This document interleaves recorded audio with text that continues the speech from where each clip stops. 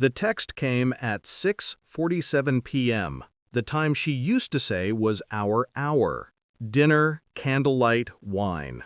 Not this year. Going to dinner with the girls instead. We'll do something tomorrow. I stared at it for a full minute. Not in shock. Shock requires innocence. I lost that years ago. The jewelry box sat beside me, a silent witness. Silver heart pendant, small diamond. Nothing extravagant, but she liked things that looked sentimental. They made her lies sound softer. Outside, the snow was coming down slow, deliberate. I could see our reflection in the window. The empty table, the untouched wine, me sitting there like a ghost rehearsing a role I no longer believed in. I didn't text back right away. I let the silence breathe between us, the kind that unsettles people who live off validation. When I finally typed, "Of course," it wasn't permission, it was a sentence. By 8, I was in my car, the jewelry in the passenger seat, heading to the women's shelter downtown.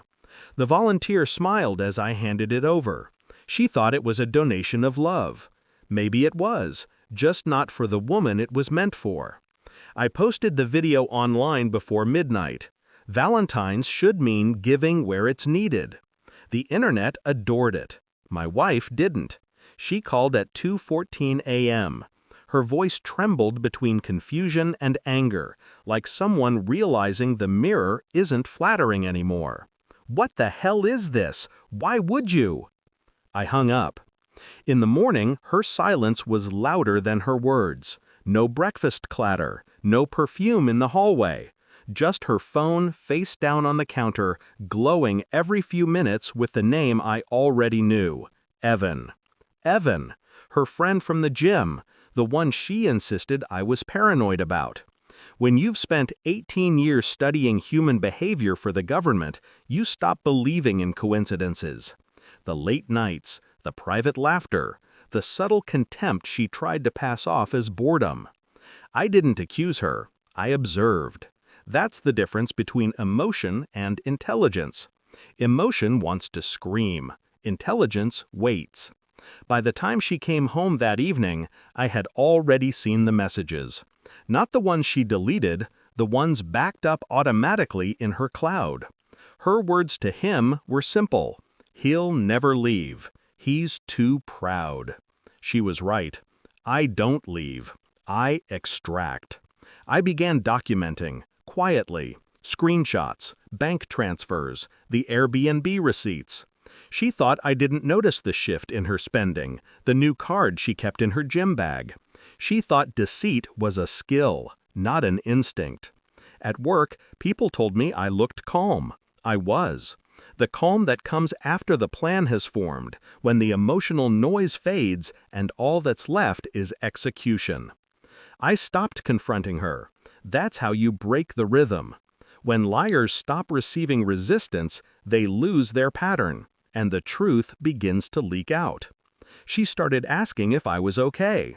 I smiled, told her she looked tired. That was enough. By the end of the week, I had everything. His address, their hotel receipts, a voicemail she left him that began with, "He suspects something," and ended with, "just until the divorce." They always think they're planning an escape. But I don't chase people. I let them walk exactly where I need them to go. Saturday night, she came home late again. Lipstick slightly smudged, hair freshly tousled. She avoided my eyes. "Long night?" I asked. She nodded, setting her bag down like she was lowering a weapon. I opened my laptop, turned the screen toward her. Her face appeared, laughing, half-dressed, in the hotel room. Security footage courtesy of a contact who owed me a favor. She froze. 1,000 excuses lined up behind her eyes and died before reaching her mouth. You followed me?" "No," I said. "I just stopped pretending I didn't already know." She tried crying. They all do. Tears are currency. But I was no longer in debt. I never raised my voice. I never touched her. I just handed her an envelope. Inside were copies of the footage, the texts, the financial trail, all addressed to Evan's wife. You'll leave quietly, I said. No lawyers, no settlement. Just silence. She broke in slow motion. The moment realization hit that this wasn't rage, it was precision. That she wasn't facing a man betrayed, but a man who understood betrayal better than she ever would. She left that night. The next morning, I posted another video. Sometimes giving means letting go. Millions of likes. One broken phone screen, somewhere across town. Now I wake up to quiet. No pretense, no performance, just air that doesn't smell like deceit. People still call me strong. They confuse control with peace. It isn't peace, it's containment. Sometimes I replay her last look in my mind, not out of longing, but study. That instant when she realized I didn't want her apology, just her exit. There's a kind of freedom in indifference. It's cleaner than forgiveness, sharper than revenge. Valentine's Day used to mean love. Now it means truth. And truth, I've learned, doesn't whisper.